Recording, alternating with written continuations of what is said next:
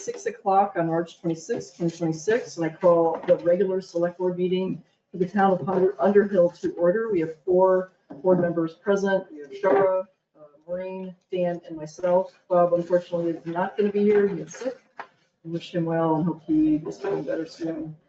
First on our agenda is to review the agenda and ask for any changes to the agenda. Are there any changes? The one change is we're going to pull the 650 item, the request to use Memorial Park. I got an email from Paula Hemingway saying that they've made other arrangements and they're going to set up on private property. Yeah, that's right. Sounds like it's going to be I wish her the best. Well attended event. Yeah. Okay, any other changes to the agenda? I have 2 things, but I could probably do them right in my updates possibly, but one of them is an emergency culvert purchase for a new road. And the second thing is an opportunity to buy chloride at a reduced rate. To discuss that, if you're interested. Okay, we'll do that under your update section. Okay. Right, any other changes? Right, hearing none, let's now move to opening public comment. Is there anybody from the public that wants to make comment? No, I think we're good. Okay, so is somebody, oh, Larry's on. Larry's on. Okay, nobody virtually, and there's nobody here Except in for person. Charlie, but Charlie, you're here for the Moral support. Yeah. Okay, let's now move to the Underhill Unified Land Use and Development Regulations. So in our packet,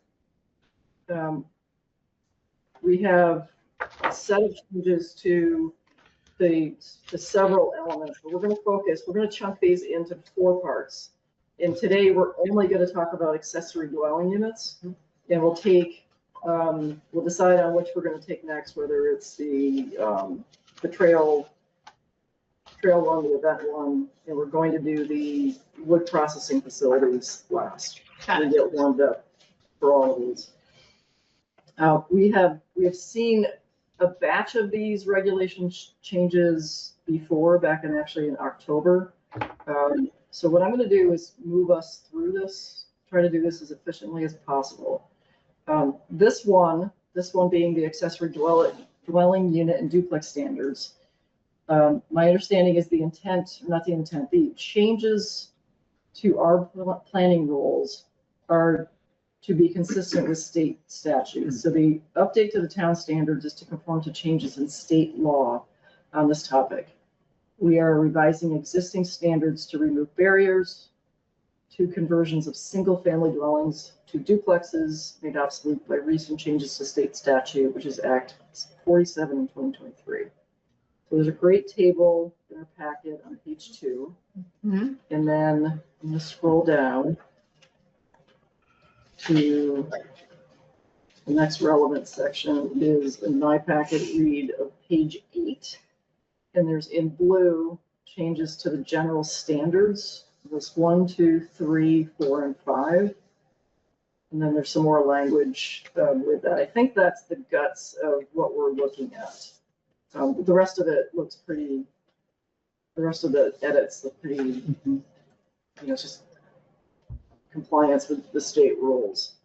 But what I wanted to do is take a look at this and see if anybody had questions relative to the language in blue. And then Larry and Charlie, if Charlie would like to participate in this discussion from the DRB, invite them to jump in if we have any questions.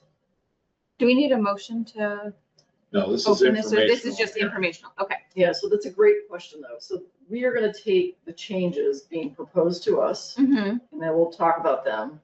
We're not going to vote on them, but we'll say as a group reach consensus that we would move these to the next step, and the next step would be the hearing process. Got it. Okay. And then after we do the hearing, Brad, correct me if I'm wrong, after we do the hearing, we vote on them?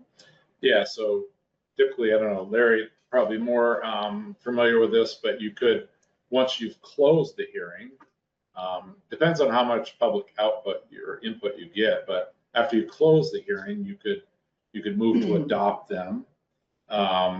Sometimes we do that at the next meeting after the hearing, but I defer to what Larry wants to do. Okay, Larry, do you have any sense on that for the accessory dwelling piece We're talking about process or content right now. process? So yeah, Brad is correct. It's within the select board's purview to adopt the regulations directly at any point that you feel you're ready to do that. The statute requires that you have at least one public hearing and consider what was said. After you close that public hearing, your options are to adopt them as is, either at the same meeting or at a subsequent meeting, or you can, in consideration of the feedback that you got at the hearing or your own good judgment, you can modify the draft that was approved by the Planning Commission that's before you right now. If you were to modify the draft substantially, in other words, change the meaning of what's been proposed substantially, you are required to hold a second public hearing on the amended draft. If you want to make just minor typographical or other changes that really don't affect the content of what's proposed, you can go ahead and adopt as is without holding a second public hearing. You can also decide that the whole thing is a pile of junk and just burn it. I hope you don't do that, but that is an option. It's a little extreme, yeah. Yeah, Okay. that's basically it from a process point of Okay, view. very good. That's very helpful. Okay. In the edits in blue on page 8, I did have one question on item 3. Yes. It states the owner or a member of the owner's family must occupy either the principal single unit dwelling, accessory dwelling, or accessory dwelling, except in the following case: the owner or member of the owner's family is compelled to vacate the property or dies, in which case the occupancy requirements is waived for no greater than 24 consecutive months. I just want to confirm this piece is part of the state statute. This is a question, Larry, for you. Yeah, the statutory language is simpler than this. The Planning Commission took pains to think about the implications if the owner were to pass away or to be, unable to occupy the unit due to illness, what have you, because they wanted to retain the spirit of the state statute, which does require an ownership nexus in the property, without locking people into an unrealistic situation. So the language after the first line really is to create some flexibility around those situations, which are difficult to anticipate, but which do happen in the real world, to give the owner some flexibility to, without having any type of enforcement that would compel them to do any differently with a property than they were already, than the existing status of it.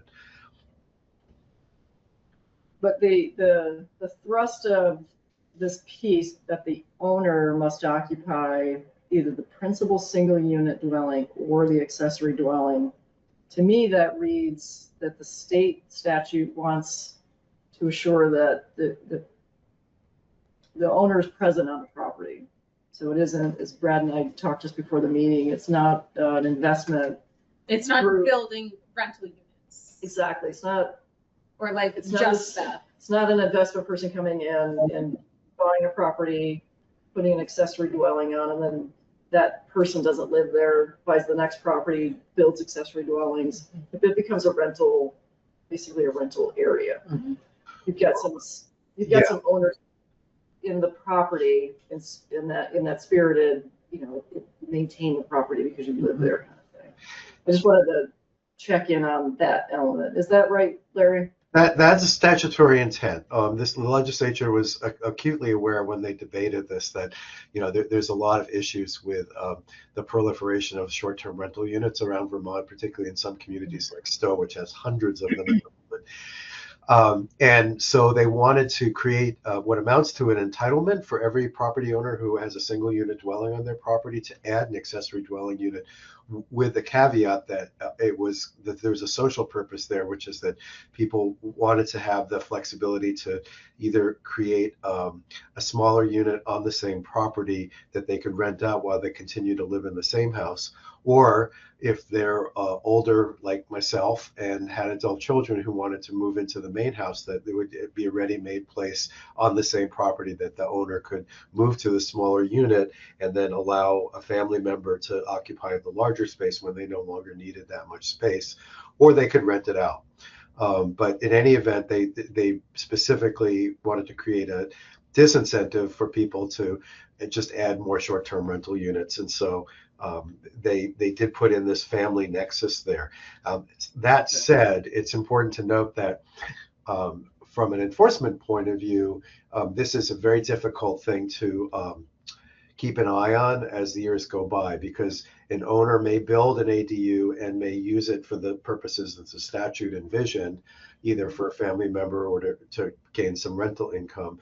However, keeping an eye on what's happening 5 years, 8 years, 12 years down the road from when that initial ADU is built, from a practical point of view, it's especially in a small town, and especially if the units are located out in, behind the trees in a rural part of town, it's very unlikely that the town would be able to enforce this. But we thought on the Planning Commission that it was important to build in the flexibility that you see in Clause 3, so that everyone understands that this is the rule, that it's intended to stay within the family, and we will be flexible about that.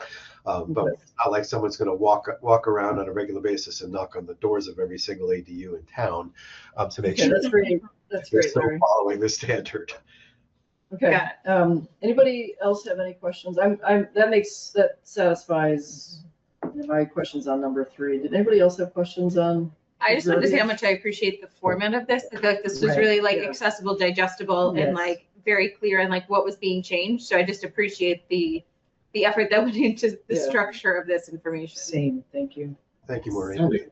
The only other highlight, I guess, would be the change in square footage to the accessory dwelling. The state standard now says 900 square feet. Basically says 30% or 900 square feet, whichever is greater. We're giving a little bit more flexibility, as 900 can be really, really tight. Very cozy. Yes. I really like the idea of the owner or member of one family must occupy the primary residence. That's a deal breaker, so that's state law. That really is good. Yeah. Okay, anything else from the select board? Okay, we will move this one on. And then the next meeting we'll take, which one is up next?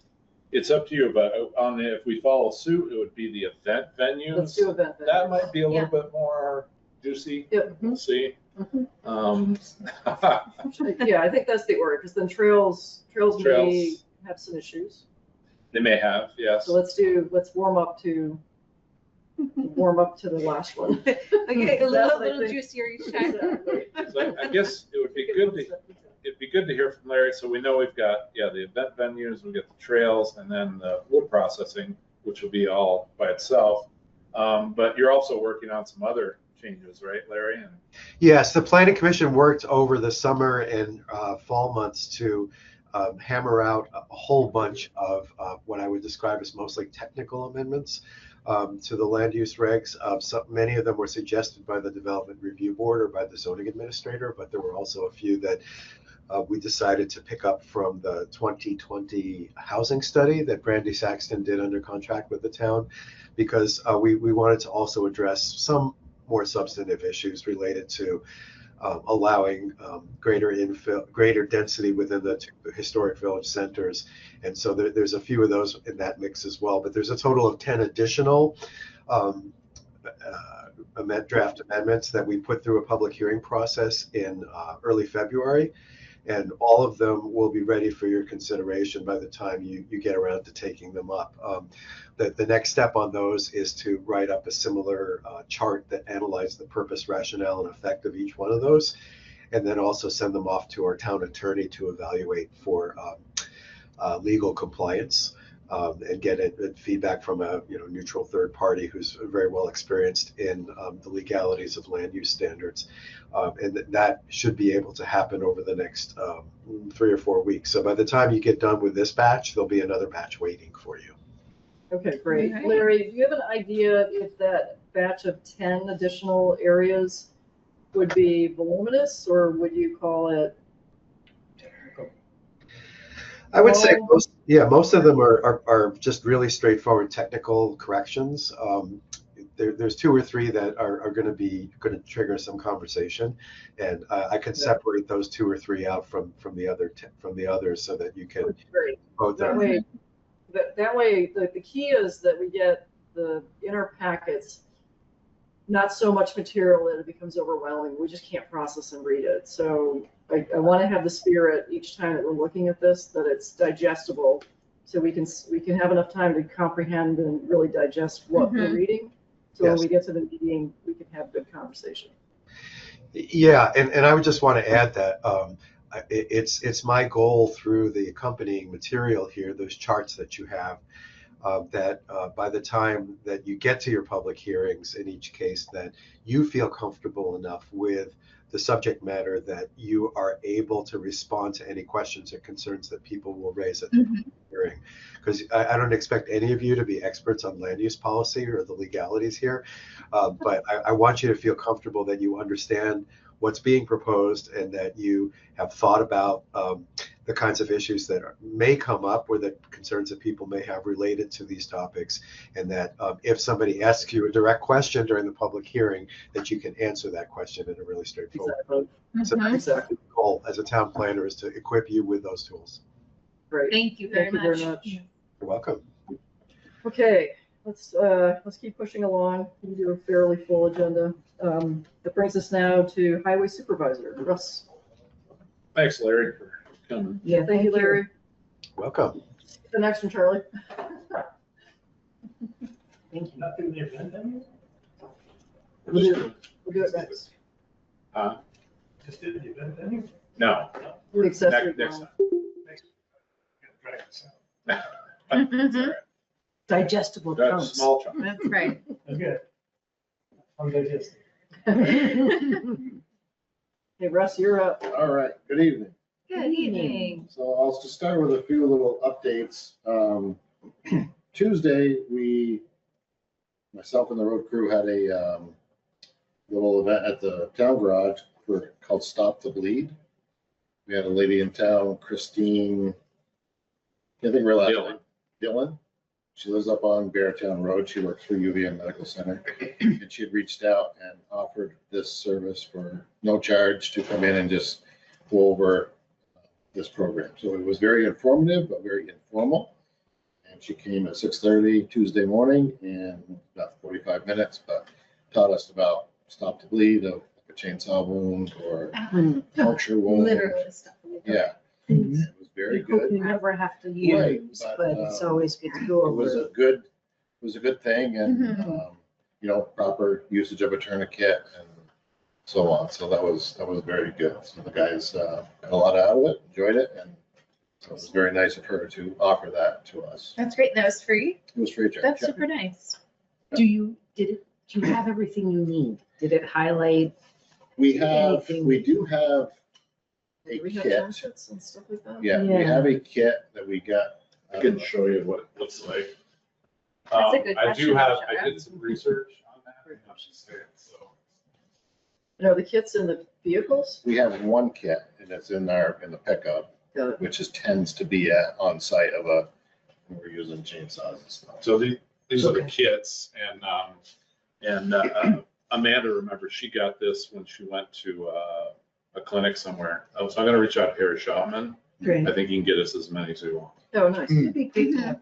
But it's got a tournament, it's got bandages, it's got, If, one in every truck is Yeah. I think reasonable. that seems like a good Easy. idea. Yeah. Yeah. we talked about that as well afterwards, Yeah. that for being as small and compact, it wouldn't take much room, and Yeah. Yes. just to have one each. 'Cause you never know, oh, the pickup's not here, and Right. Yeah. so you better be safe and sorry, or even coming across an incident, we're on the roads and come to an accident or whatever. Mhm. So I think that's a great idea. to put that was, it in. that was really good, and I really appreciate her reaching out to us. That was nice. Last weekend, we had a kind of a crap snowstorm. Yeah. We did have a couple issues.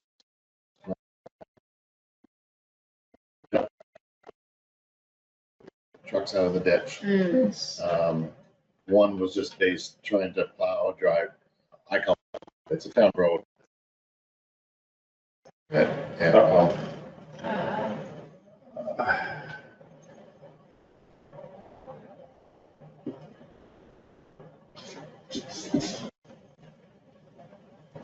You guys hear us okay? We can hear you, but I can't see you anymore. Okay, Everybody loud. All right. so it's So- just you, Brad. I That's all right. understand that, but it'll come around when Russ starts talking. Got it. Okay, thanks. So the first incident was Friday night. Heavy wet snow trying to plow up into this it's Finley Road up off Tupper. There's nothing more than a driveway, but we do have to maintain it. Off of which road? Tupper Road. Yeah.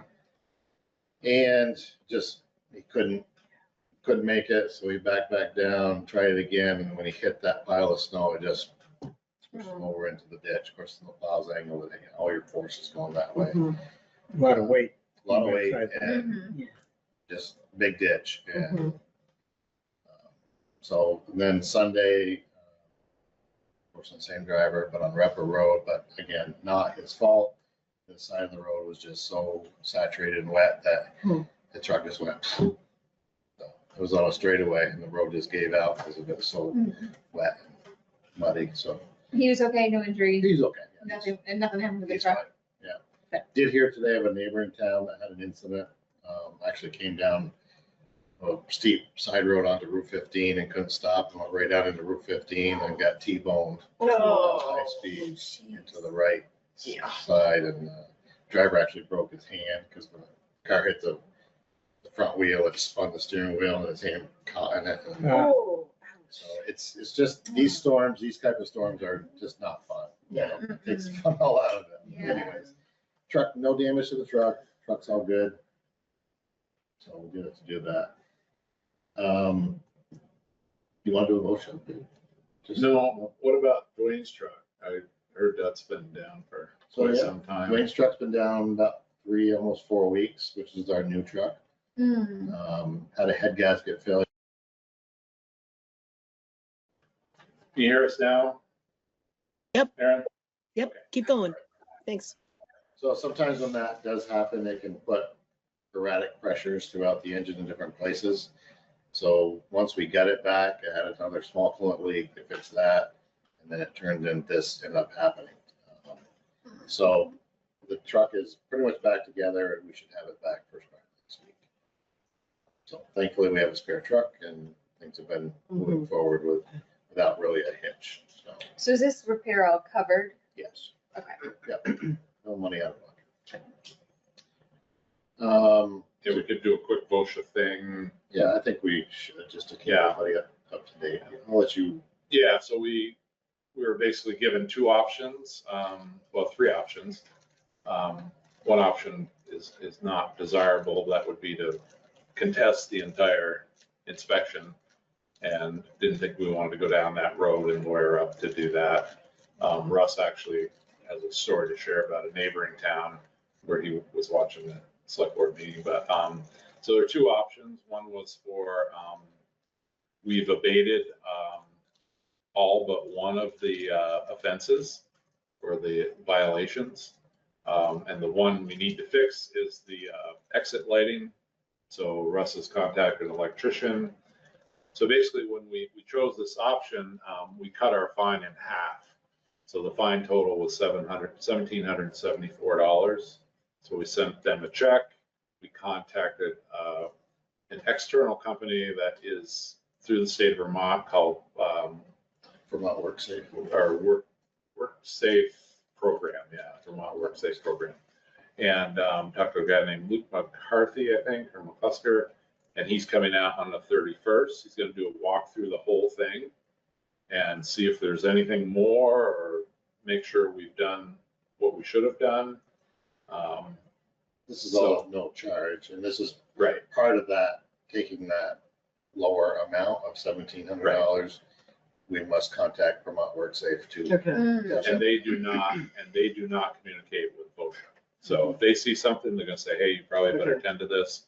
And it would seem like the best avenue out to me, or to Russ and I, and, or to Russ and me, and I thought it worked out well. So we'll look forward to seeing this person and see what happens. There was no charges here for the town hall, even though they made us get rid of the bleach. Can't have bleach in the building, so. Really? There's a lot of things, and Amanda got right on it and created a safety data sheet for anything we do have in here. So we'll be prepared for that. But we were not the only ones hit. There were other towns that. And a lot bigger fines. Yeah. So the exit lighting is going to be taken care of? Yeah, I talked to Ward Electric, and he's up on Poker Hill Road, does our work at the garage, and he wanted to wait until we actually got our packet back to verify there was not more that we need to do versus just doing the 2 exit signs that they talked about, because it was not, we had nothing in writing at that point. It was just what I remember from the verbal conversations when he did his inspection. So we've passed that information along to the state that we have contacted an electrician, because these things are supposed to be taken care of. April 9th is our deadline to get it taken care of. So I think we'll wait March. Well, we don't have much Well, it's, time, you know, how much time, but it's like, a lot of people can't drop what they're doing to come put up 2 exit signs. People are busy. So we have at least contacted and got things set up and moving in the right direction. It's not that we don't want to be compliant, so this WorkSafe program I think is great. And I'm going to have all the guys there at the garage. So we're all on the same page. We're all there.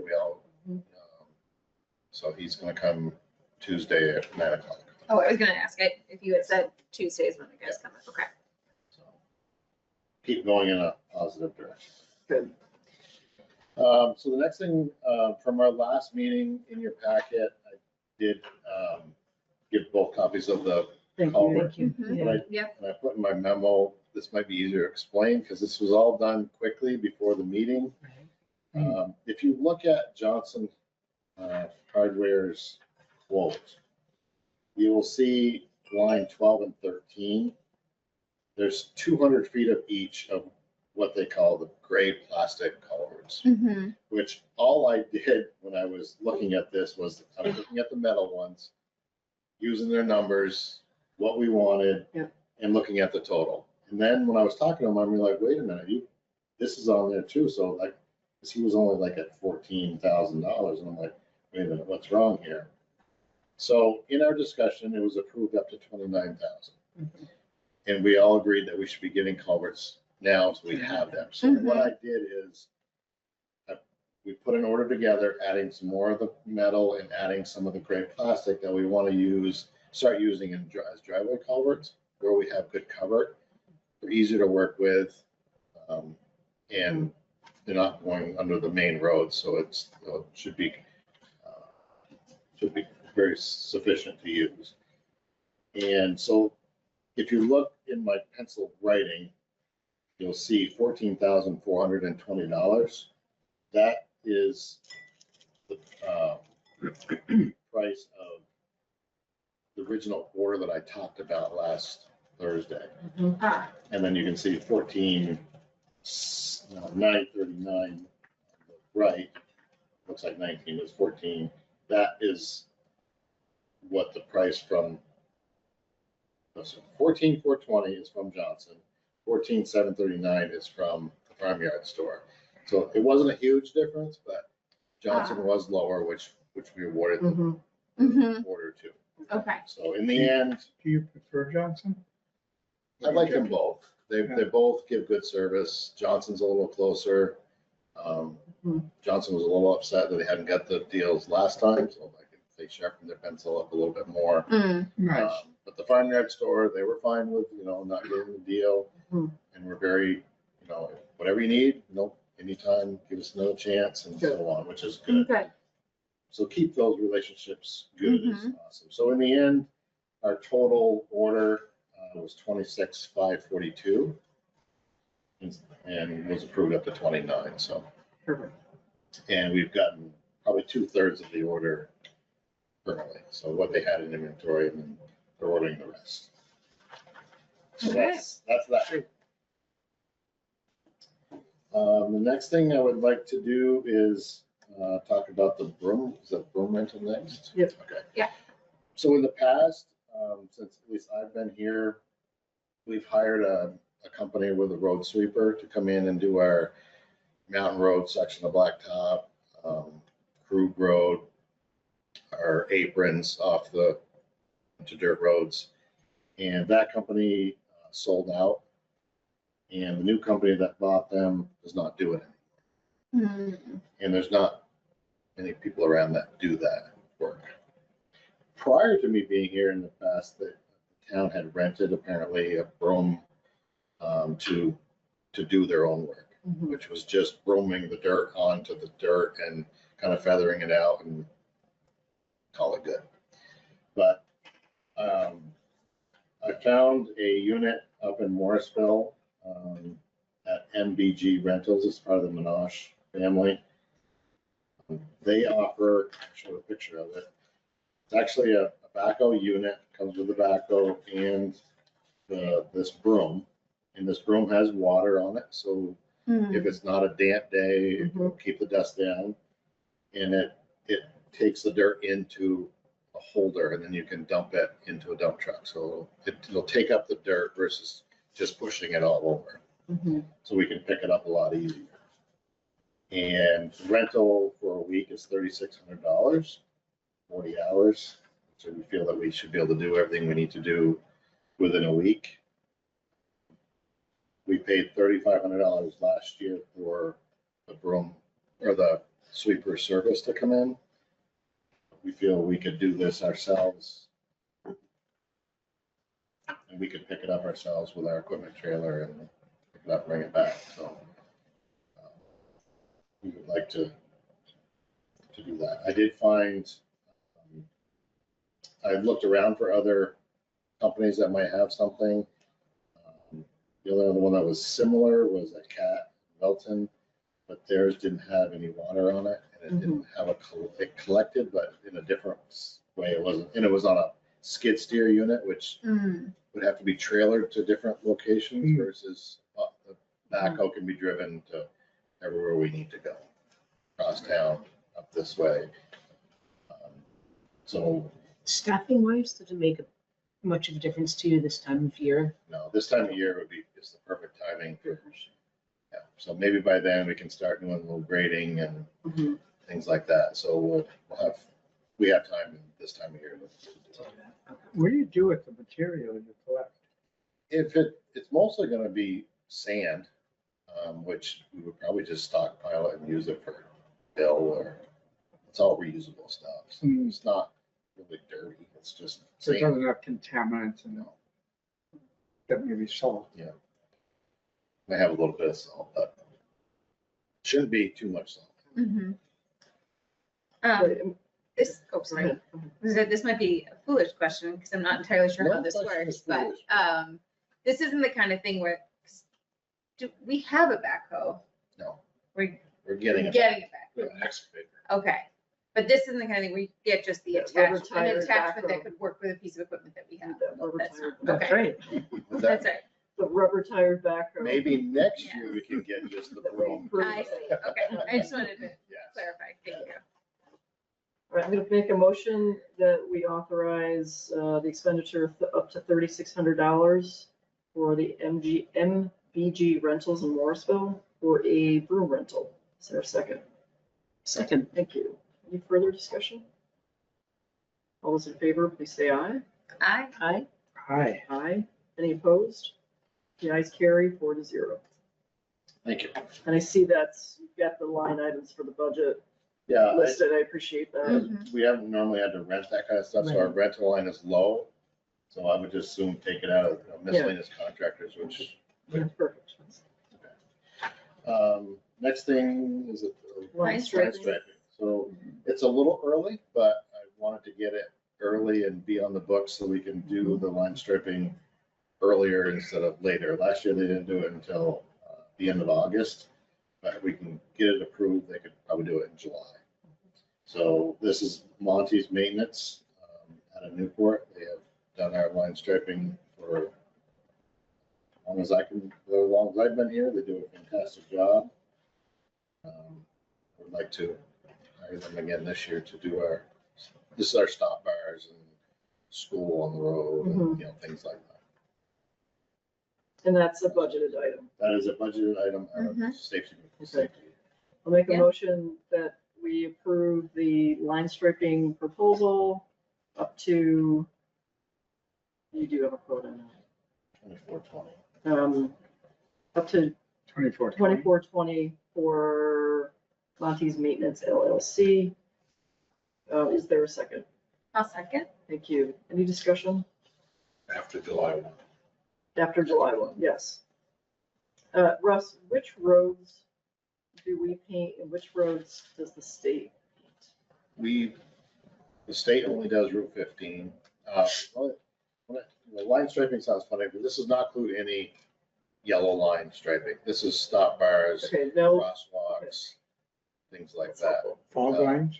No fog lines. No road. It sounds funny because it's line striping, right? But it's no yellow lines, no fog lines. This is Okay. crosswalks, stop bars at the stop signs, Okay. school ahead, stop ahead. So the horizontal stuff, not the vertical stuff. The state, That's good. the state will spray Pleasant Valley, Okay. only center line. Okay.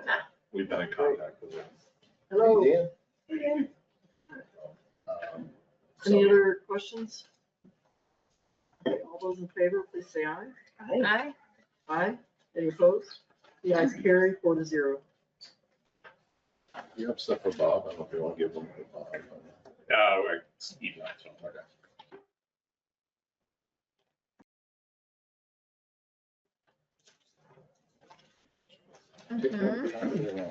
Here we are.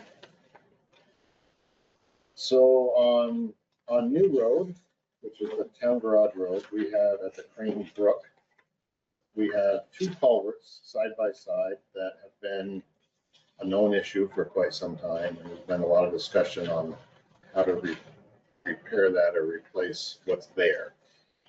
It's been getting pushed and pushed and pushed. Well, finally, culverts have failed. So we noticed when we were out the other day, there was a sinkhole in the middle of the road and culvert has failed.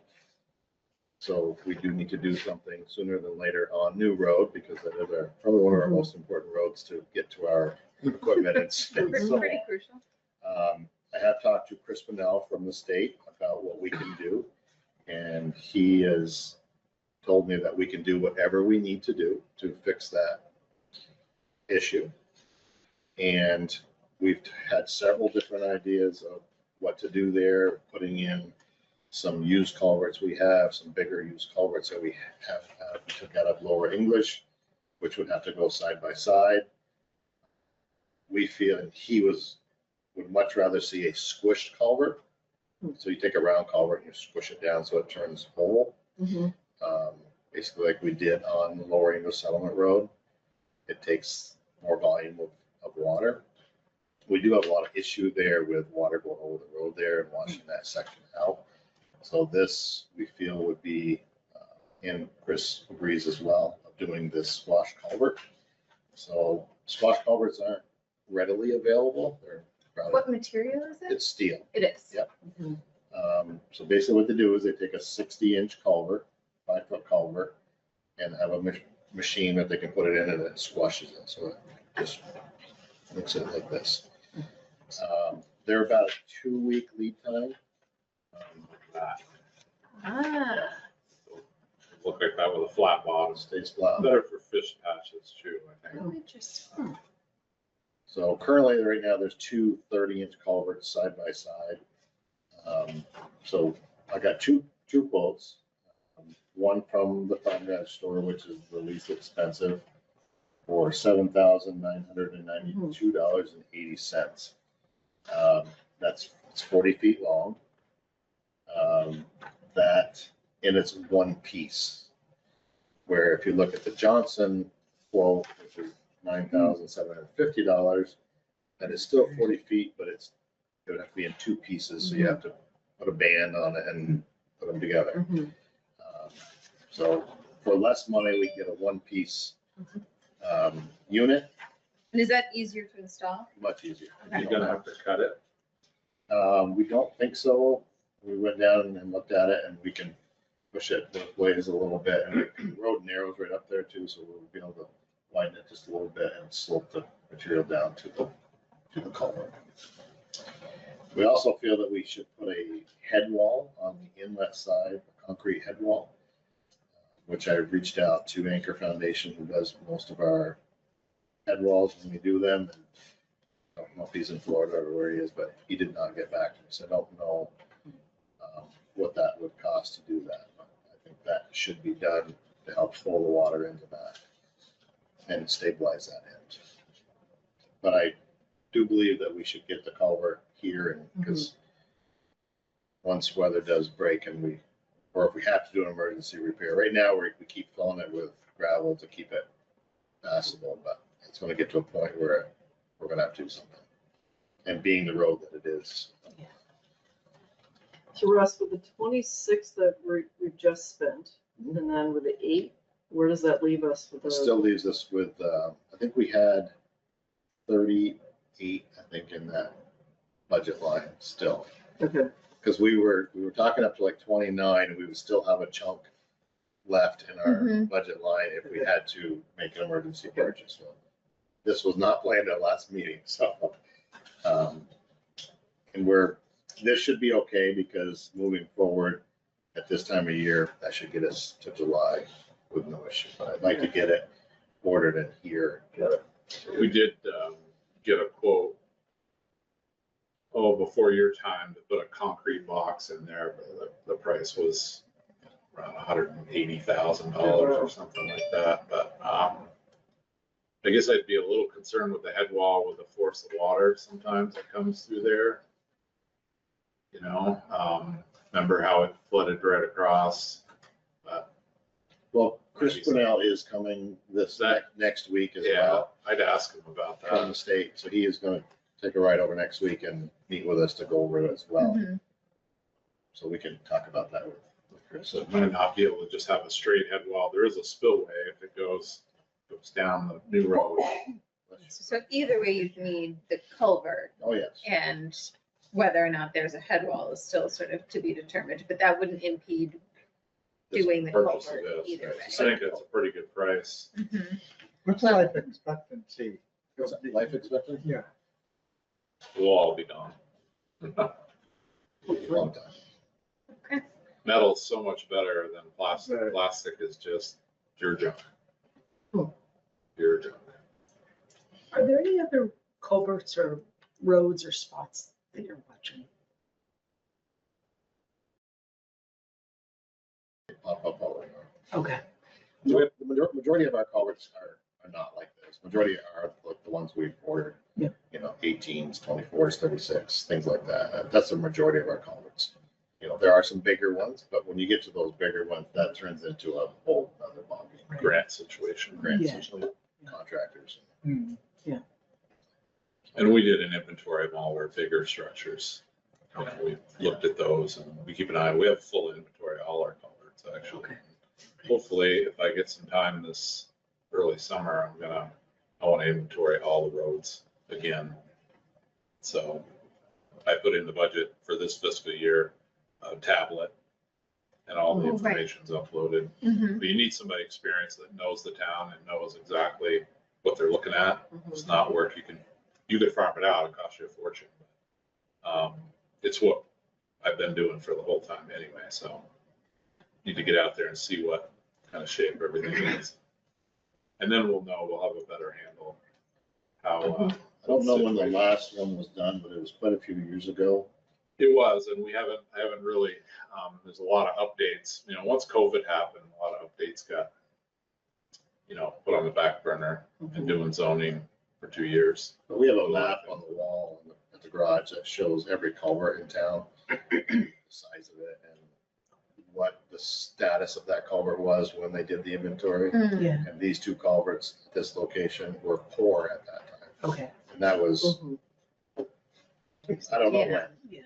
And just 20 years thinking ago. about like flood mitigation and kind of climate resiliency, I think staying ahead of where, just at least knowing the information, I think will be really helpful, but then also thinking about, okay, where can maintenance happen to make sure that like the ditches and the culverts are all prepared to handle the flow of water? Oh, that's what when the it whole comes. MRG program is. It's what we do every day, you know, and all hazard mitigation. You know, so we've got all that information and we work continuously towards that.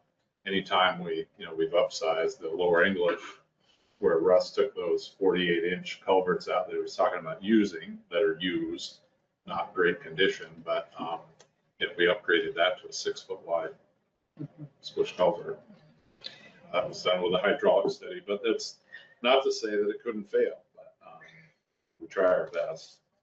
If we were to consider a culvert an asset, which it isn't, what would be the total amount of culverts, I guess, in the town? What would be our asset value for culverts? That'd be an interesting $1 million. project that somebody. Probably. Easily, yeah. Right, in the interest of moving us along, if you're gonna do another item. I'm gonna make a motion that we approve the farmyard store quote, up to 8,000, just in case there's any residual, fee on that for the squash culvert. Is there a second? I'll second. Thank you. Further discussion? Now farmyard stories. Get Yeah. out of the way. We did Johnson, and now we got farmyard Just stories. really short pencils. That's right. Okay, all those in favor, please say aye. Aye. All right. Any opposed? You guys carry 4-0. Okay, so the next thing, got an email today from Innovative Solutions where we purchase our dust control chloride. And due to a lot of issues with fuel and tariffs and so on, which our price normally goes up a couple cents a year per gallon, not a whole lot.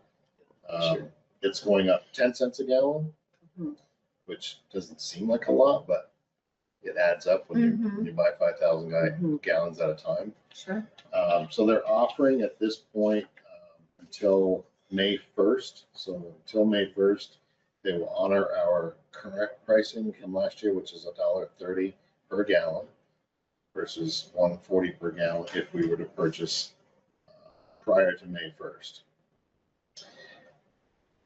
The downfall of it is our 2 tanks at the shop are currently full.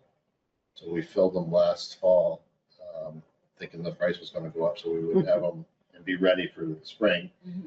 But we do still have our tanks that we utilized before that are still set up that we could utilize the storage into those tanks.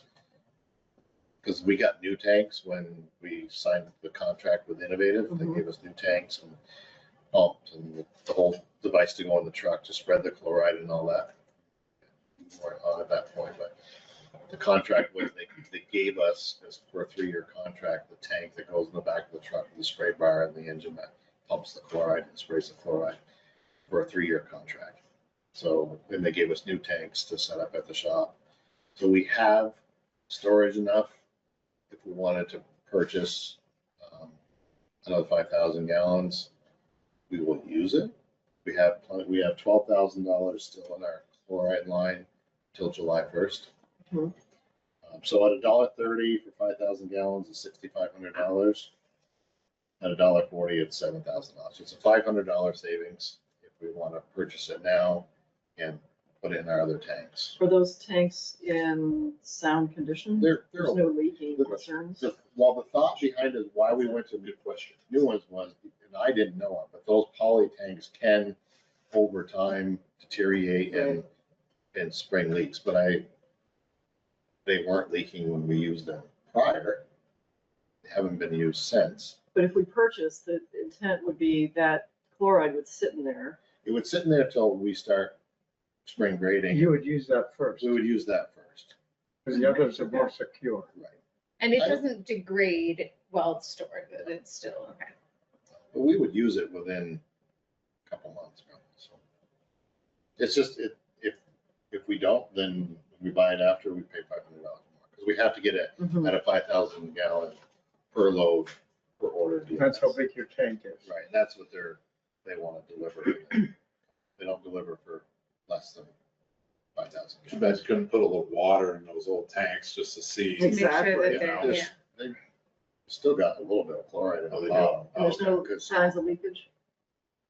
when we, but part of that contract was they were giving us new tanks. Yeah. Mhm.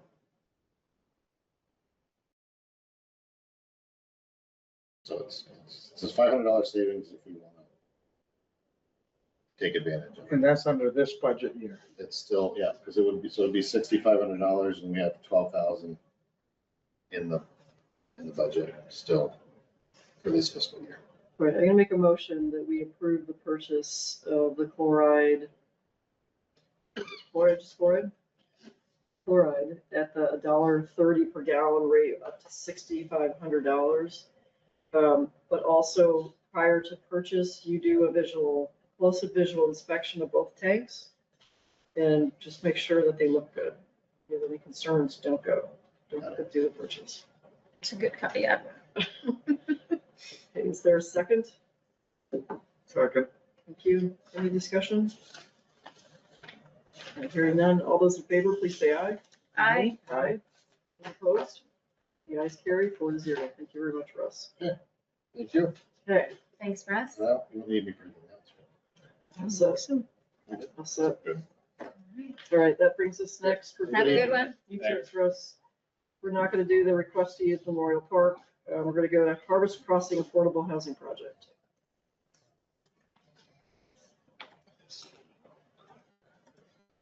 Dan, you're up for that. Come on up. Oh, Have Good a evening. chair. Hello. Nice to see you all. Yes. How are you? Thanks for having us in. Always good to see you. Let me just cue this up for a quick second. Go ahead.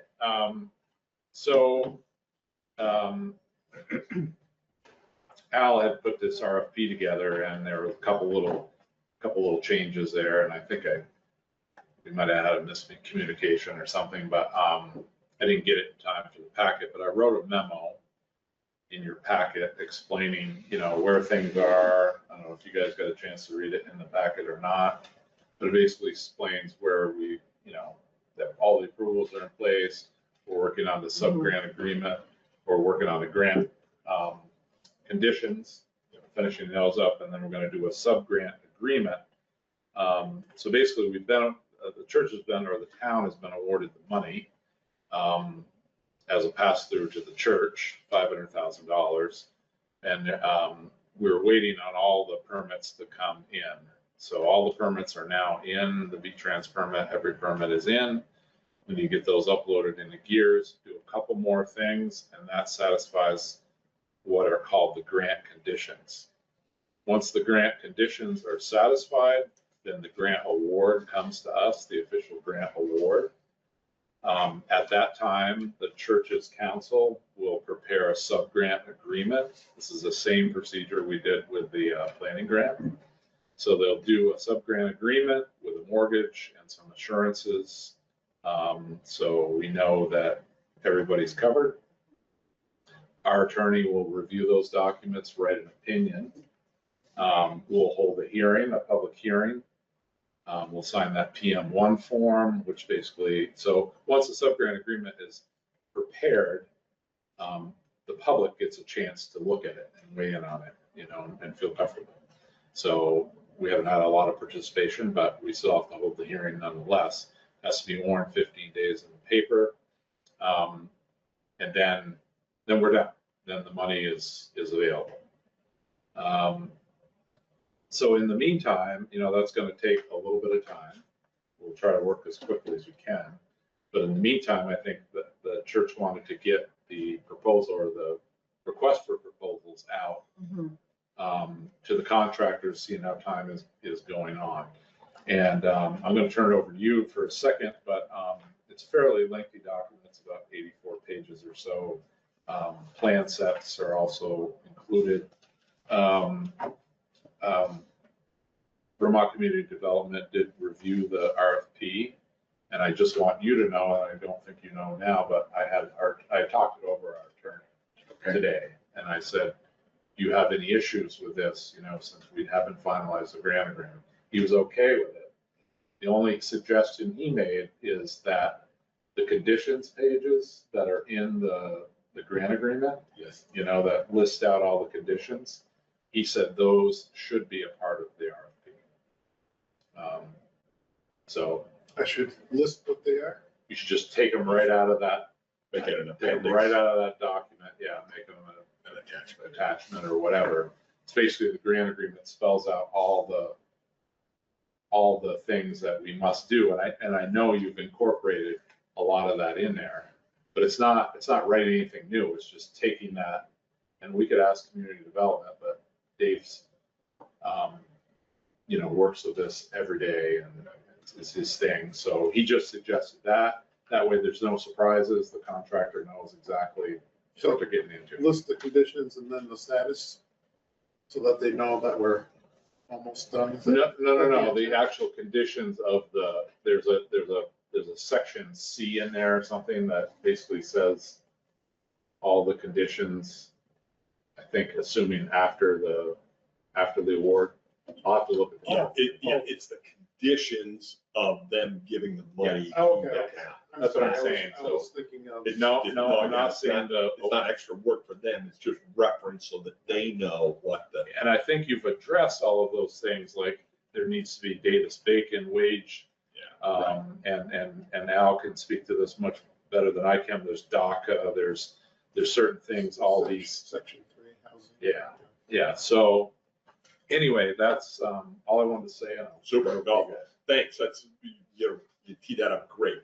So the other thing that, us getting all of the state permits done has, put us in the position, we've now, I believe, complied with all of the conditions attached to the Development Review Board's, approval of the project as well.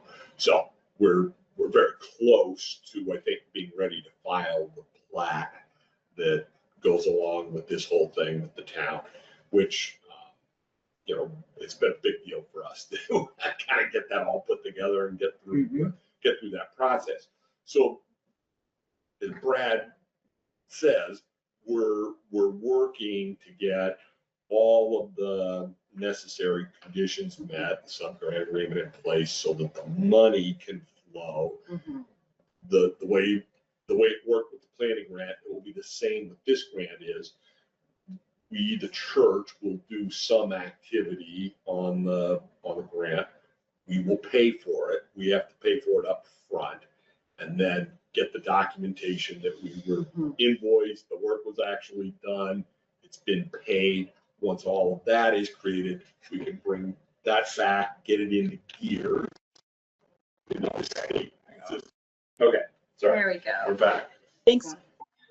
I'll repeat the last little bit I said there. So again, the way the money flows is an activity will be performed that is reimbursable by the grant. The church will get the invoice, assure the work has been done, pay that amount, and then all of that information gets entered into this state gears system. Brad would look it over and approve it. And then it goes off to the Vermont Community Development Program, who pays the money back to the town. The town can then turn around and pay it back to the church. We got that dance pretty well ironed out during the planning grant. So we understand it, the town folks understand it. I think it'll be fairly smooth for us again. Okay, so it brings us to today. What we're really asking for is an okay to go out to bid on getting the infrastructure work done that is the church's part of this project. We need to get a road at least roughed in and get power brought to the sites so that Green Mountain Habitat can get in there and begin to actually do work on the homes. So they're concerned that if we wait until we get all of the necessary documentation from the town for grant approval in, get the sub-grant agreement in place, and then go out to bid, we're gonna miss the spring opportunity for It's a construction. good time to jump on it. Exactly. I think, sort of seeing this from the 50,000 foot view, I think, at least as I see it, there's zero risk to the town. We're going out to bid. We're not committing to anything. We're not spending any money. We're not signing any contracts, but we got to get the wheels in motion so that the various contractors can look at it, put pricing together, give us a timeline they could start on. And then we can keep working on all of this other stuff while it's going. The only caveat the attorney did say is that we cannot incur any expense Right. until that grant agreement is finalized. Correct. Because otherwise there will be no, so. There'll be no reimbursement. There'd be no reimbursement. So, Right. We again, it understand could that. jeopardize the. And we worked this backwards through the Vermont Community Development Program. We said, look, we're trying to get this timing lined up. Are we okay from your perspective, from the grantor's perspective, to go out to bid on this? So I'm like, oh yeah, sure, go out to bid. Right. We don't want to hold you up on that, Mhm. as long as you realize we You can't can't pay for spend any money. anything. Exactly. Can't spend put a any shovel money. in the ground. Don't put a shovel in the ground, Exactly. Well, I think the grant has a start date and then an end date when it's awarded finally. Yeah. And so any bills that are prior to the start date, they won't accept. I think the start date is actually right now. I I think don't so. think they issued the actual. No, but I don't think those dates change. It's a little weird. It's not the type of grant I'm used to. Used to applying for a grant and then I actually get an award and it has a start and an end date. Mhm. I think this may already have that, so I don't think the start date's gonna screw us up at all. I have a feeling. Okay. The end date is the one we have to ensure that all the houses are built. I think it's 7 years, but 7 years back from when the award was first. 2027 or 2028, something like Yeah. that. Okay. So maybe 29, and we could possibly get an extension from what I Yes, understand. they can give an extension. Yeah. But the key thing is too, just to kind of throw it all out here in the air, is the church is gonna get their part done with the infrastructure, right? The church and Habitat are gonna have a contract or an agreement to work together. We'll be closing out the grant. It's my hopes that we stick with the church right through to the end, close out, even though they'll be hands off for quite some time when all the infrastructure is done and the money's expended.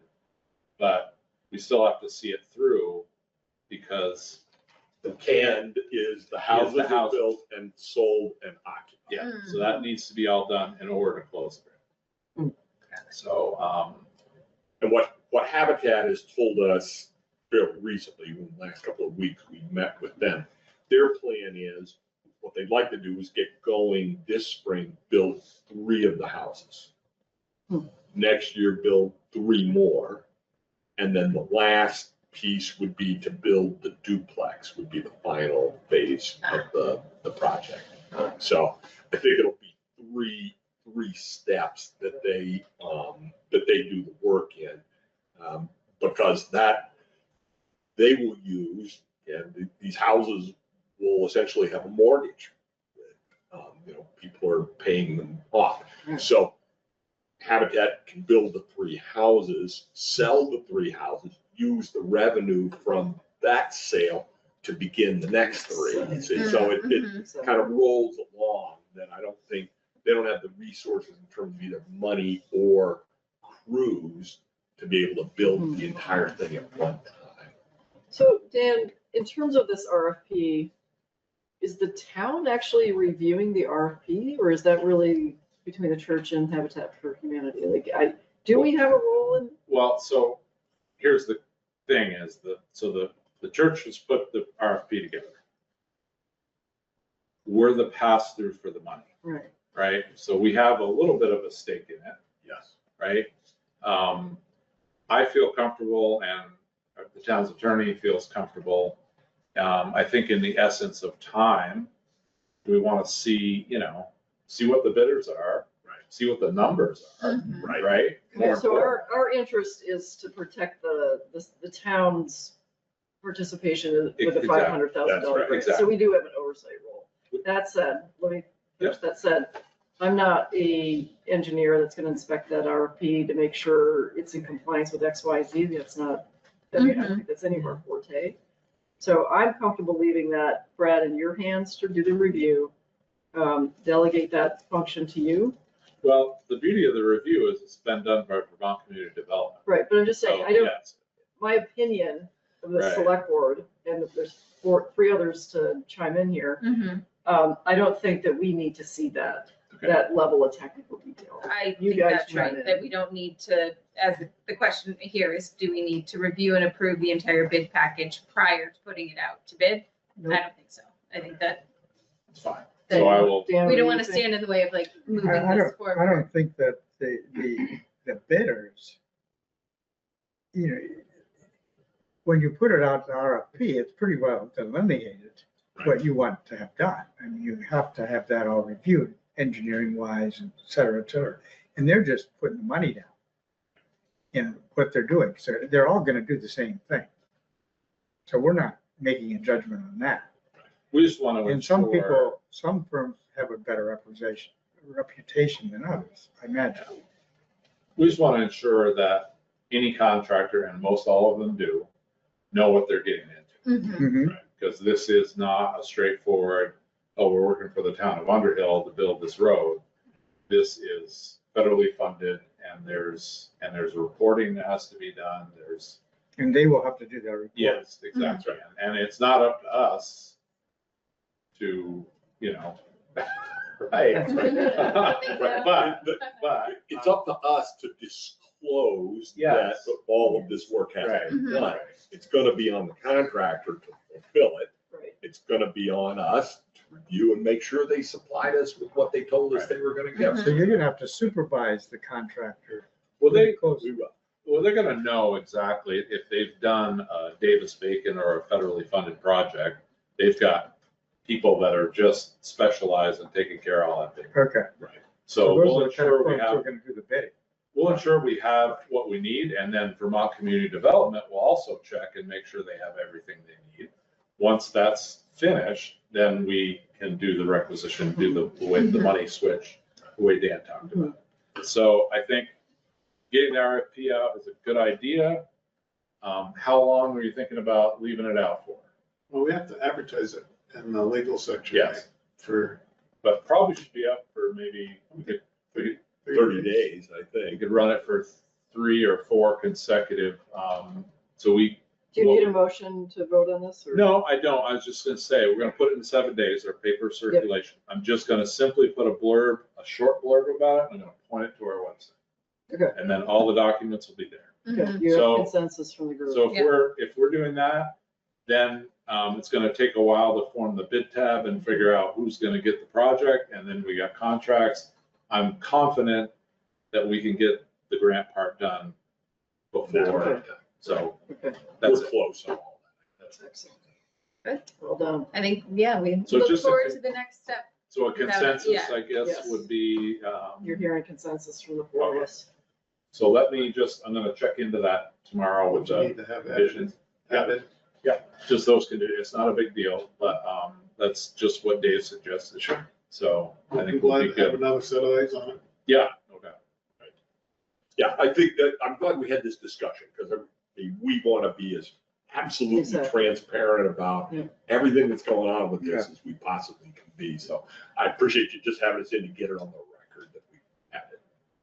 Perfect. Yeah. Good. Perfect. Good work.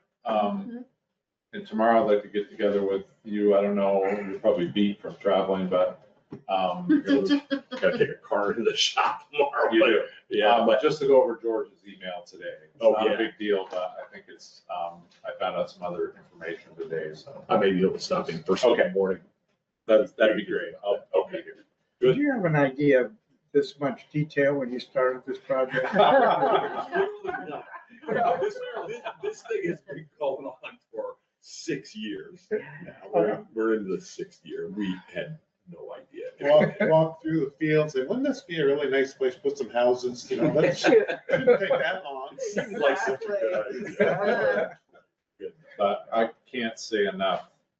you guys just impress me all the time, so. We can't say enough. We have received so much technical help from Brad and, you A know, lot of you, support. you kept us from stubbing our toe in a lot of cases. And so it's taken a team. Let's see some maps, and I have, Great team. And I will Cleveland's pass saying around, we're so close now. It's very some of the- if you want to just pass around some of the. Yeah, these are some of the designs that Habitat shared with us. I think the housing's They're gonna be cute. very attractive, very Yeah. cute. They, and the other thing I think is gonna be wonderful, because these houses don't have basements, Habitat agreed to put a garage on all of them, which is not what they usually put on the bill, Ah, because they wanted to give them all extra storage space. So they'll have a big garage and they'll have, Full, a utility room. Yes. Oh, that's great. So that's- Right.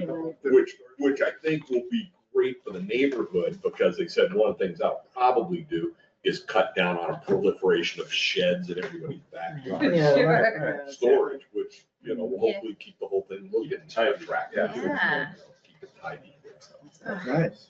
So, I don't know if the picture of the duplex is in there. or I not. get the full set there, but The duplex is There's really, 3 houses that aren't designed yet, but you have 3 houses and a duplex. right. And it's everything is a Exciting. single story except for the duplex. Mhm. Oh, okay. And they again said they just finished a build on very similar houses to this in Heinsberg. They said they came in at the end after they finished up from, what's the energy program, Energy Vermont? yeah. That came in- Efficiency Vermont. Efficiency Yeah. Vermont, came in and did a air seal test. They said it was the tightest house that they had ever tested. Oh, wow. They said they're gonna be able to heat and air condition this house for $350 a year. Holy crap. Wow. A year. Probably has one of those, I can't remember the rating, but it's a program, Like leads or lead, something. yeah, lead. Well, it's actually not following that though. They're just building them, The doing way their they own thing. think, the way they think. Right. So they, It's pretty impressive. Incredible. yeah, I mean, Wow. these guys are very proud of the work they do and putting these things So the together. crew that's coming is called the old. Geezers. Geezers, yeah. old Geezers. geezers. They're all old engineer guys. Yeah, from IBM and stuff. Fabulous. So great. They're chomping at the bit Can't to wait start. Oh, that's awesome. Try to get there as fast as we can. Yeah. Should I stay for just the next? Yeah. Yeah, please. Okay. Okay, all right. More We will, official business. Thank you. Business. we will wrap up Harvest Crossing and move on to the appointments. Thank you. Dan, you're appointed. Welcome back.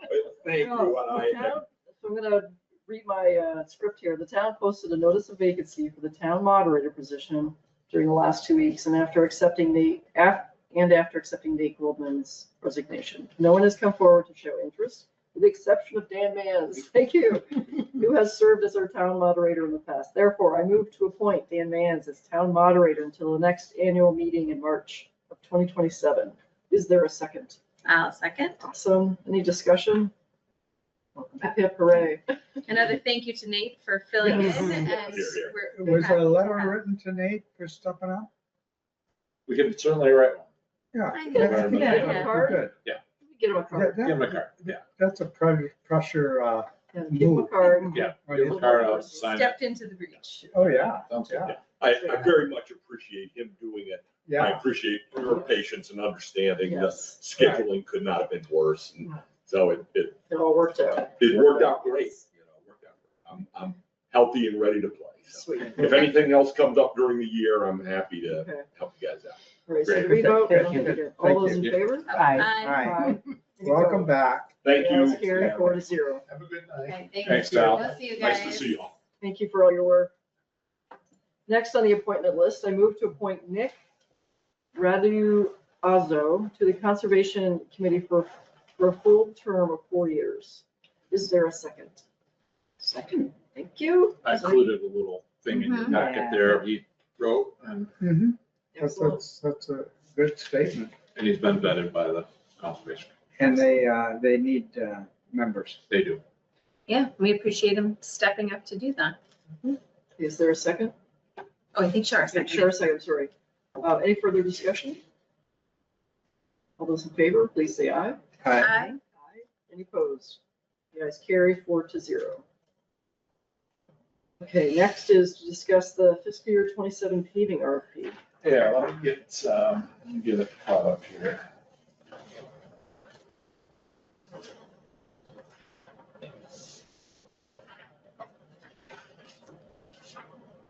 All right, so,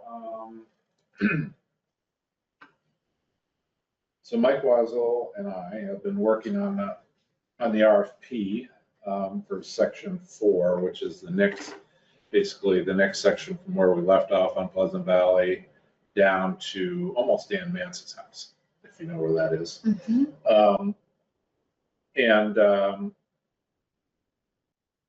We will have a final bid package together for you just to look at the April 9th meeting. I was just kind of filling you in, but our goal is, kind of wanted to get any thoughts, but I think our goal would be to get the paving done after July 1, when the bridge is down, very little traffic. So it should be easier on the pavers to get that done. That makes a lot of sense. I think so too. So just, I'll put that in the packet for next time, the full bid package. But if there's anything that comes to mind, just think about it in the next couple of weeks. But they'll do like one side at a time. well, they're gonna grind, yeah, we're gonna mill 2 inches off the whole thing. So we'll get rid of all the crumbly crap on top, mill it, and then top it with another 2 inches. So mill and fill, as we call it. Got it. And Mike actually reached out to Tyler Wickham just to feel out we're a little concerned about, given the diesel prices, what's asphalt gonna look like. If you remember back before, I had some examples of, there's this asphalt index price. Right. And basically it's the price of tar. And I looked at that index and I was very surprised that the numbers were the same as last summer, right now. Right now. So tar comes from Venezuela, so maybe we'll be in a little better shape, but also the diesel's in the mix too. So we'll see what Tyler says about the prices. But the timing is good. I think we could get the bid out, advertise in the paper, send it out to the usual characters, and then we would be able to award that and hopefully get it done earlier than later. Yeah. So that's that. So look for that next time. And then, so I've included in your packet of the VTRANS grant, the class 2 highway grants that come around every year. So I'm requesting, I've done these grants 5 years in a row now, so I'm just requesting permission to put that grant in for section 4 Pleasant Valley. I think we should, even if it's low chance to get it, you just never know. Just do Yeah. And I think it helps to show participation every year. Yeah. So Keep Yeah, let's do visible. it. So you can't catch a fish if you don't throw a line. That's exactly it. yeah, and those are due on the 15th. So I just I remember I was sick with COVID last year when I was doing it over my house, and I barely caught it, but it worked. it worked. I was super surprised. So I will do that on my own. I'm not going to bring you the application. I'm just going to Just go ahead. Yep, and absolutely. move forward. The next thing is the fiscal year 27 grants and aid, and those are the grants that are available every year for the municipal road general permit. Those sections of road where we stone line the ditches, upside the culverts, some of those. So there's some preliminary numbers they give. And it looks like we're going to get around 22.5. That number could increase if some of the towns don't apply. So they'll boost up the money. So this is a guarantee. All I have to do is submit that letter of intent. I filled it out. You'll notice I left some sensitive information blank because I'll fill that out when I send it in. I don't like to give those numbers on documents that are on the packet. So yeah, with your permission, I'm just gonna send that letter of intent in, and then. Do you need a motion or do you just? No, it's just a consensus is fine, and then we'll get, It makes total sense to then me. the grant award will come in, and then you'll get a chance Mhm. to accept the grant. Sounds great. So, I think we'd say yes. yeah. I think we would say It's a no-brainer. We'll see. Sounds good. So those are those things. I guess that's it. Anything else on Nope, nothing else on that. Those were just the few things. Okay, Just, You're back. just have to, Yeah, I I know don't, the I feeling. do not sit this much in my day. Okay. It's like- Would you like a different chair? Try that black one there. I will move around a Okay. bit, I'll stand for Okay. better in the room. Yeah. Thank you. all right, let's go to closing public comment. I don't see anybody on, there's nobody left in the room from the public, and there's nobody online, so no public comment. And let's now move to do warrants and minutes. So I'll make a motion to approve payroll warrant dated March 26, 2026, in the amount of $20,709.36. Is there a second? I'll second. Thank you. Any discussion? All those in favor, please say aye. Aye. Aye. Aye. Any opposed? Ayes carried. Get that one. The next is an AP warrant for March 26, 2026, in the amount of $43,593.81. Make a motion to approve. Is there a second? Second. Thank you. Any discussion? Hearing none. All those in favor, please say aye. Aye. Aye. Aye. Any opposed? The ayes carry 4-0. Next is meeting minutes. We have Maureen and Bob absent for this packet of February 26th, 2026. I'll make a motion to approve. Is there a second? Second. Thank you. Any discussion? This is the one that I mentioned in the last packet that showed Bob present and absent. Yeah, that's right. Yeah. And so he's still, it's, I'll fix it. that note is still there. Yeah, I'll fix it. And I Good catch. will abstain from Okay. this vote. Okay, all those in favor, please say aye. Dan Steinbauer, aye. Patty Richards, aye. Chantal, aye. Aye. Maureen, Sorry. Charles, aye. Maureen Collins Kolb abstain. Okay, so the ayes carry 3-0 with one abstention. Okay. And one correction. I got it.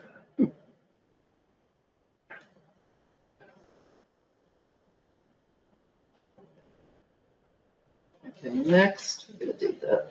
Next is meeting minutes of March 12th, 2026. Dan and Bob were absent of that one. We'll do the same kind of process here. Let's see duplication this time. I'll make a motion to approve the minutes of March 12th, 2026. Is there a second? A second. To both of you. Any discussion? All right, hearing none. All those in favor, I'll say aye. Patty Richards. Aye, Chantal. I, Maureen Collins Kolb. Dan Steinbauer, abstain. Okay, it passes 3-0 with one abstention. Dan, you missed this. We think this was a historical meeting. I recognize that, and maybe not only for Underhill, but for the whole state. I would, Oh, I would interesting. ask I that wouldn't be question. surprised. I would ask that Interesting. question. I would. I don't know if you could ask it that way, but No, Mansfield TV might know the answer less if that was the case. I was thinking, about it, and I thought it was very cool. I was very happy. That's very cool. While you're drinking your Negroni. Hard not to be happy in that case. That's right. That was an interesting Negroni. It was a Neapolitan Negroni. It looks very fancy. And they infused the Campari with coffee beans for 48 hours. Oh, interesting. It is interesting. That's why the coffee beans are on top of it. Okay, is there any member items, correspondence, announcements? I replied to that front porch forum post. Thank you. Thank you. I did get a feedback. She thanked me for doing that. I may see if Maya can look at the zoning regulations and see, it may be worth reaching out. There's been, I know the person who owns the post office, she doesn't live here, but might be worth reaching out to just communicate with her that we've received a lot of complaints over the years. Certainly. And so I'll have Maya take a look into it. I don't know if there's a mechanism to, we did approve that post office in the day. So maybe there's a mechanism somehow to enforce safe passage. I don't know. We'll take a look. They're a nasty person. Yeah, they're bad. They're nasty. I did, if nothing else, informing them that the town's not liable. Yeah. If oh, yeah. they're, Oh, right. They then could be we've sitting gotten out. these complaints and we want to make it True, aware true. that Good thought. Mhm. Mm-hmm. we're not, we're I not. think she knows that, but But- it doesn't hurt to confirm that. Yeah. I think it's probably not, as you mentioned, it's not just out of our jurisdiction. We can't really go in and repair things on private property. No, we don't Right. do that. We can't do that. Right. That's probably what the jurisdiction means. Mhm. Yeah, I guess.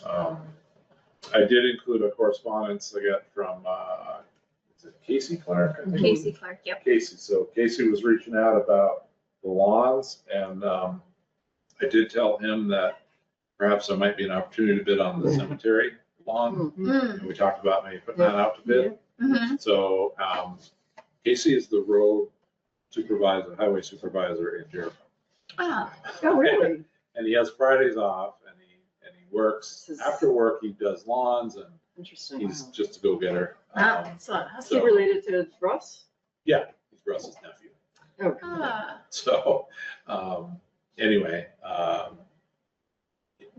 I told him once the snow melted, we'd go up, take a look at it. no, good. And, Have put a bid so on, we'll yeah. put mm-hmm. we should put a RFP together for the cemetery. I think would be a good idea. Yeah. I agree. The rest of it, I think we're pretty satisfied with all phase. I think, Mhm. I told him, I said, there's a lot more than just mowing the sidewalk down through the flats. We have more park, we have a pond, we have here. And I feel they do a good job. So been happy with them. Good. Yeah, the cemetery certainly may be an opportunity. Yeah, and I'm sure they won't miss not doing that. Yeah. Yeah. It's kind of an out of the way, I gotta, drive down there. I had Yeah. one other thing I just wanted to mention.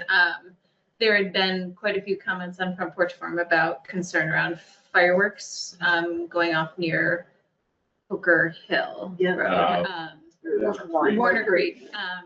And Whoops, here we I go. had Sorry. reached out to Brad just to clarify that it is not the town, we don't have any enforcement obligations, and it's not something that we could do anything about. And people who had reached out to Brad, he had directed them to make complaints or concerns known to the sheriff, that would be the appropriate channel to address that. Or the Mossy Police. Or the Mossy Police. And I also encouraged her to look at their homeowners covenants, and I took a look at them myself.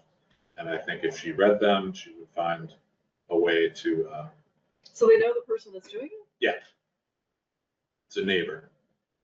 So Yeah, sounds like a, But I just wanted to, for the civil record, matter. just put it out that like we have seen the concerns, but it is not yeah, something we can a do. thing that we can do anything about.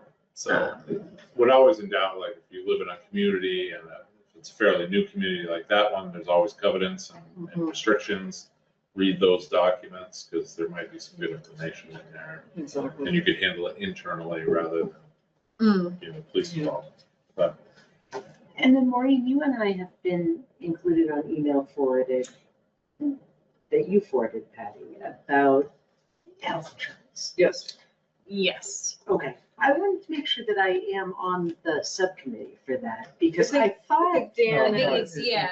I think it's just Dan that's what Moran. I thought it was also. You know, and I Okay. think we had Send that received to an you? email, I think, we got an email, you and I maybe both got an email from Rick Hay, who I think Yes. maybe was not sure who was on the committee. Okay, I didn't catch that you're right there, Right. so I can share, I don't know if you got the email from Rick Hay. I Yeah. forwarded. Yeah, Okay, I- then yeah. I did get that. Okay, But yeah, we can now get to work on that. we will.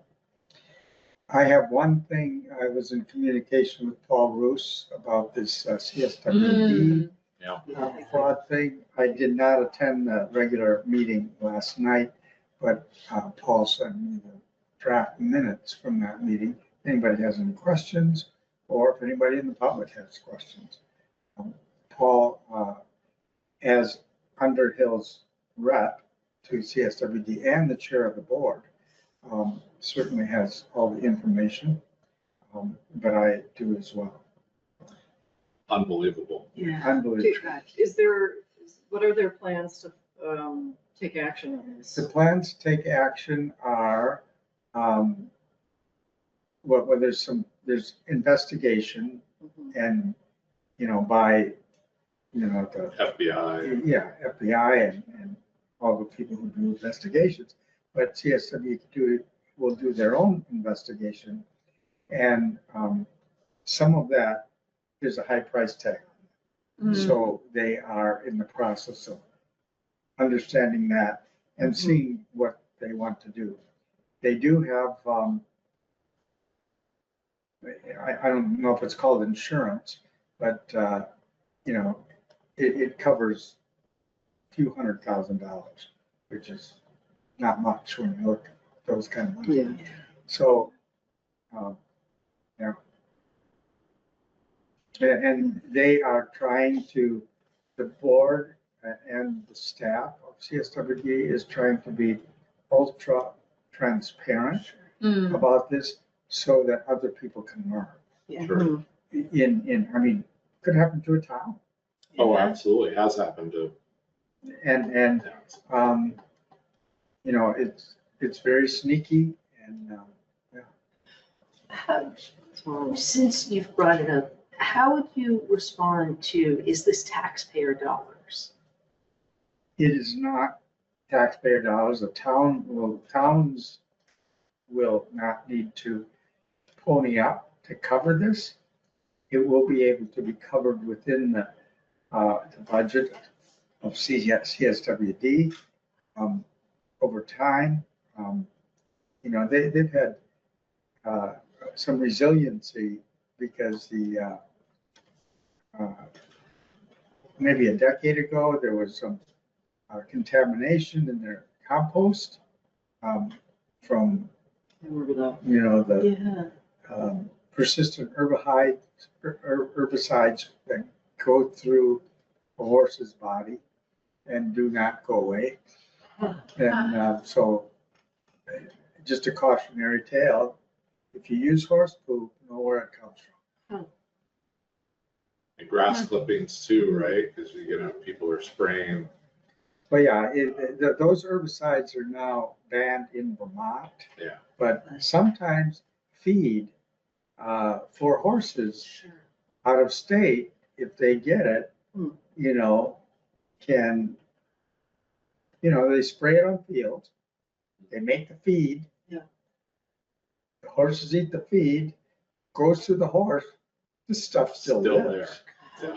And then it kills all your plants. Exactly. But anyway, not to go into that, but they've had resiliency in dealing with things. And the thing that I'm impressed about, and I am a part of the organization, but the thing that always impresses me, the CSWD is always above board.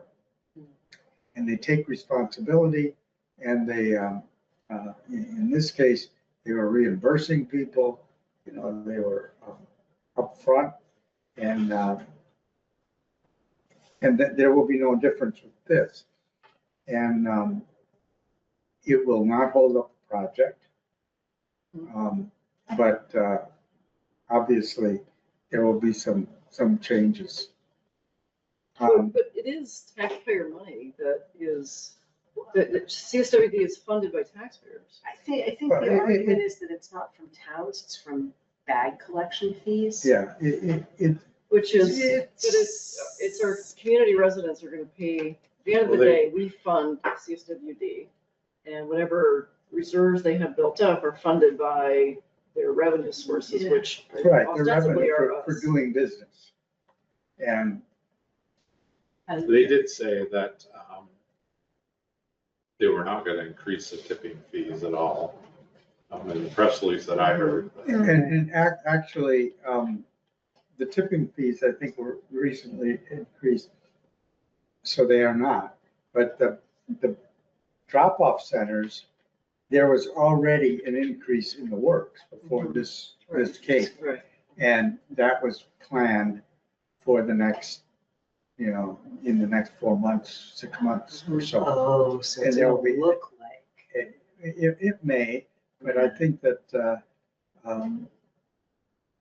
they're debating on whether to increase the trash, per bag fee, or just have a visit fee, $1 visit fee for everybody who comes to the drop-off center.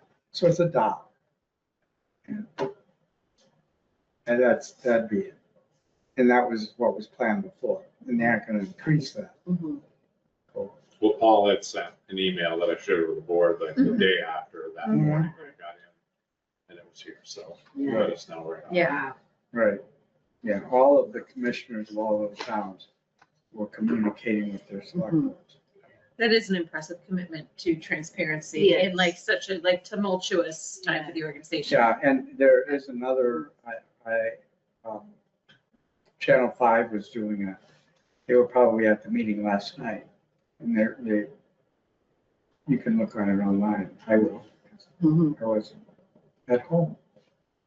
But the next meeting is April 9th. I did want to say that you had mentioned that you wanted the accountant to come and just go over the audit, I believe. Yeah.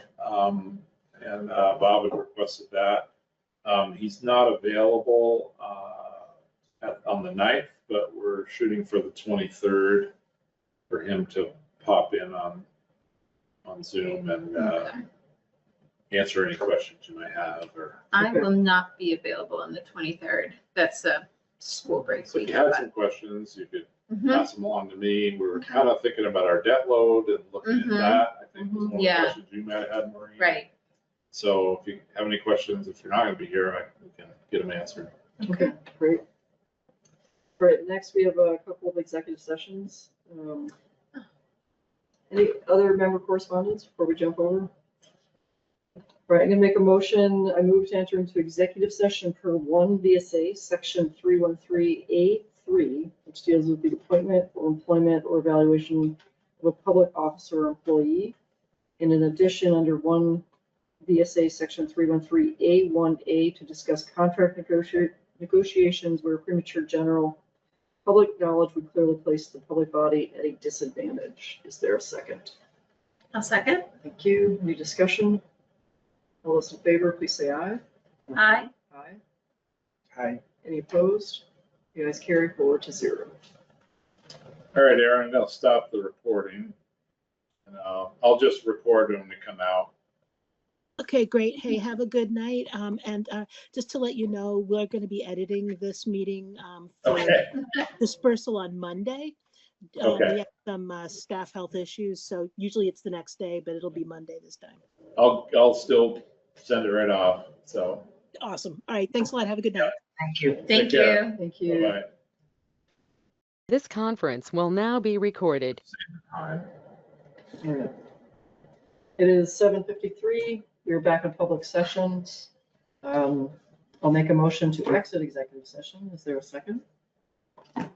Second. Thank you. Any discussion? All those in favor, please say aye. Aye. Aye. Any opposed? The ayes carry 4-0 to exit exit executive session. We are now in public session and there was no action taken in executive session. And our next item is a motion to adjourn, which Dan is the champion of. I move we adjourn. Excellent. I'll And that's the way it is. It is seconded. We are adjourned.